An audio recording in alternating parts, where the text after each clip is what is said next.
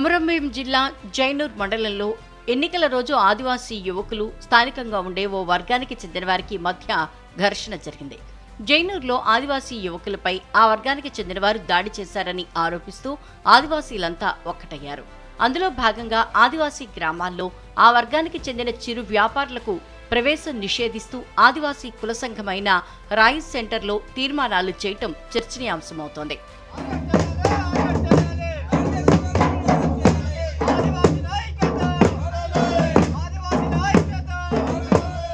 ITDA పరిధిలోని Sirpur you, Lingapur, Jainoor మండలాల పరిధిలోని ఏజెన్సీ ప్రాంతాల ఓ వర్గానికి చెందిన చిరు వ్యాపారుల నుంచి వస్తువులు, నిత్యావసర సరుకులు కొనుగోలు చేయవద్దని తీర్మానించారు. ఆయా మండలాలు, గ్రామాల్లో ఆదివాసీ అమరుల విగ్రహాలకు నివాళులర్పించి డప్పు చాటింపులు వేస్తూ హెచ్చరికలు జారీ చేశారు ఆదివాసీ సంఘాల నేతలు.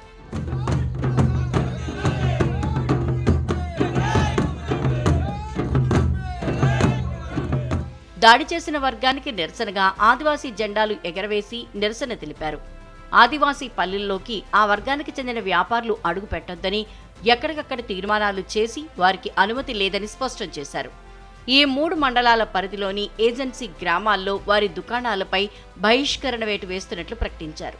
పీసా చట్టం అమల్లో ఉన్న తమతో పాటు అందరూ బతకాలనే ఉద్దేశంతో ఆదివాసీ గ్రామాల్లోకి గిరిజనేతరులకు అనుమతి ఇచ్చామని, కానీ దాడులకు దిగితే సహించేదే లేదని హెచ్చరించారు ఆదివాసీ సంఘాల నేతలు. యావత్ ఆదివాసుల మీద దాడులు చేయడానికి కూడా సిద్ధంగా ఉన్నారు ముస్లింలు అంటే మేము తీవ్రంగా దీన్ని ఖండిస్తున్నాం. ఇంకొక విషయం తెలియజేస్తున్నాం ముస్లింలకు కానీ ఇక్కడ ఉన్నటువంటి గిరిజనేతరులకు, మీరు మా సహనాన్ని చేతకానితనంగా మీరు భావించవద్దు.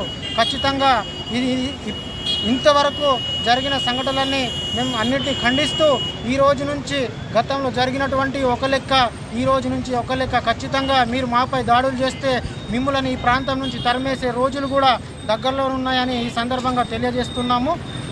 జై ఆదివాసీ.